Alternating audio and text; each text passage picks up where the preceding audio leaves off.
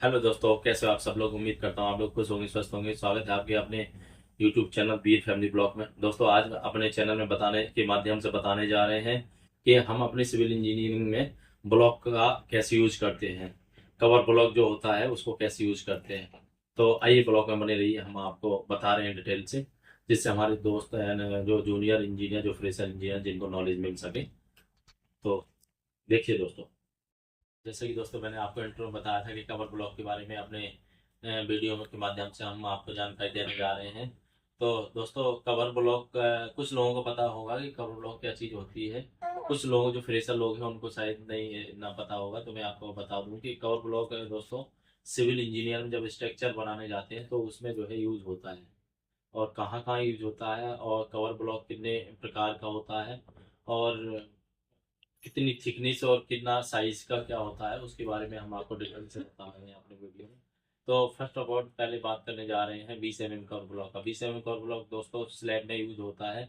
जहाँ स्लैब में छत सरिया बनता है, तो सरिया बनने के बाद जो शटरिंग और सरिये के बीच में कर्व ब्लॉक यूज किया जाता है, जिससे कंक्रीट डालते वक्त कंक्रीट डालते हैं तो जब कंक्रीट डालने के बाद सरिया छत में शटरिंग में टच ना हो, जिससे टच ना हो वो, और वो जो है सरिया सेंटर बना रहे, जिससे सरिया फ्यूचर में कभी भी और सरिया में रस्टिंग लगने की संभावना नहीं रहती है। तो दोस्तों, वन सेकंड जो ब्लॉक है वो 25 mm ब्लॉक भी दोस्तों बीम में यूज किया जाता है। बीम की साइडों में यूज किया जाता है। जहां पर हम स्लैब में बीम बांधते हैं तो वहाँ साइटों में ब्लॉक लगाते हैं। इसलिए क्यों लगाते हैं, क्योंकि दोस्तों वहाँ पर साइटों में भी सेम कंडीशन, साइड में जो शटरिंग होती है और दोनों साइड बीम के शटरिंग होती है, जो शटरिंग और सरिया के बीच में गैप मेंटेन बना रहे, इसलिए बीम में भी कवर ब्लॉक यूज करते हैं। थर्ड दोस्तों, 40 mm कवर ब्लॉक। दोस्तों 40 mm कवर ब्लॉक कॉलम में यूज किया जाता है।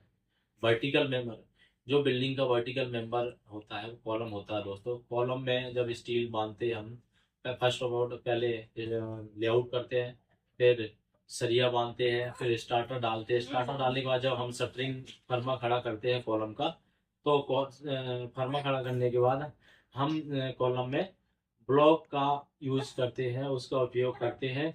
सेम कंडीशन दोस्तों, जैसे कि शटरिंग और सरिये के बीच में गैप मेंटेन करने के लिए कॉलम का यूज किया जाता है, कॉलम में भी दोस्तों, जिससे हमारे इन फ्यूचर हमारी कंक्रीट जो स्टील होता है कंक्रीट के सेंटर में बीच में रहता है, उसका फुल कवर रहता है, जिससे फ्यूचर में कभी भी रस्टिंग पकड़ने की संभावना नहीं रहती है, और हमारा स्टील सेफ रहता है, बिल्डिंग मजबूत रहती है, और लॉन्ग टाइम तक हमारी बिल्डिंग स्ट्रक्चर स्ट्रांग रहता है। और चौथा नंबर दोस्तों, फाउंडेशन। फाउंडेशन में दोस्तों बिल्डिंग का सबसे मोस्ट पार्ट फाउंडेशन है। फाउंडेशन दोस्तों दो प्रकार की होती है, सेलो फाउंडेशन, डीप फाउंडेशन। दोस्तों सेलो फाउंडेशन की बात करूं तो सेलो फाउंडेशन में भी आ, 3 प्रकार की होती है। सेलो फाउंडेशन भी कई प्रकार की होती है, जैसे कि mat foundation, pier foundation, rock foundation, ये सब है। और डीप फाउंडेशन की बात करूँ तो डीप फाउंडेशन और मेट फाउंडेशन हो जाता है, और आपका पायर फाउंडेशन हो जाता है। तो दोस्तों ये सब चीजें हैं। तो फाउंडेशन की अगर बात करें तो फाउंडेशन में हम 50 mm डाया का, 50 से 75 mm डाया का कवर ब्लॉक यूज करते हैं। तो जिससे सेम कंडीशन, जिससे सरिया हमारा सेंटर में रहे, और हमारे फिर फ्यूचर कभी भी कंक्रीट डलने के बाद कभी भी पानी जो है स्टील में ना जाए, और जो है सरिया हमारा सेफ रहे।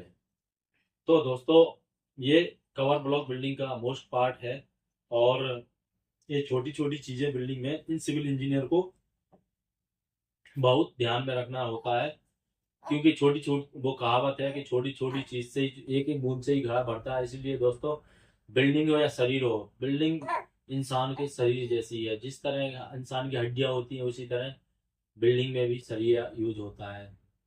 तो जिस तरह इंसान के शरीर मांस होता है, उसी तरह कंक्रीट बिल्डिंग में यूज होती है, और कंक्रीट मांस पे काम करती है। इसलिए दोस्तों हम इंजीनियरों को, और हम इंजीनियरों को ध्यान में रखना चाहिए।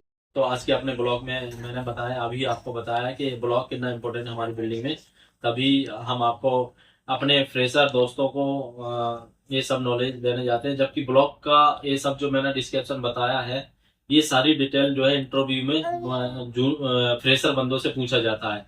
और इंटरव्यू में छोटी छोटी चीजें ही जो है फ्रेशर इंजीनियर से पूछा जाता है, जबकि हमें इन सब पॉइंटों को बहुत ही नोट डाउन करके रखना चाहिए और इन सब चीजों को हमेशा ध्यान में रखना चाहिए।